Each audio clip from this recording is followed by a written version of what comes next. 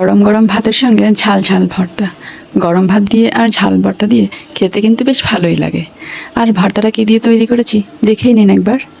মাছ দিয়ে তৈরি করবো আজকের ভর্তাটা। আর আজকের ভর্তায় আমি ব্যবহার করব শুকনো মরিচ। সবসময় এটা আমি কাঁচা মরিচ দিয়ে খাই, তবে আজকে শুকনো মরিচ দিয়ে খাবো, যেহেতু একটু ঝাল করে খাবো, সাথে লাল করেও খাবো এই জন্যে। আর সাথে খাবো হাতে মেখে, যেহেতু পাটায় বাটবো না। তো শুকনো মরিচগুলোকে আমি প্রথমে লবণ দিয়ে চটকে নিয়েছি, এরপর আমি পেঁয়াজ দিয়ে চটকে নিয়েছি। দেখুন কি সুন্দর লাল হয়ে গিয়েছে। আর এরপর সাথে আমি ধনেপাতাটাও চটকে নিলাম। ভালো করে পেঁয়াজটাকে একদম নরম করে নেব। আর এখন এটার সাথে মেখে দিব মাছটা। পেঁয়াজ ভর্তা যেটা তৈরি করেছি সেটার সঙ্গে এখন মাছটা দিয়েও আমি ভর্তা তৈরি করে নিলাম। এখন এতে দিব সর্ষের তেল। ভর্তায় সর্ষের তেল দিলে সেটার স্বাদই হয় আলাদা। ভর্তায় সর্ষের তেল ছাড়া খেতে ভালোই লাগে না। খুব কম সময়ে আমার মাছের ভর্তাটা কিন্তু তৈরি হয়ে গেল। দেখতে যেমন সুন্দর, খেতেও কিন্তু তেমনই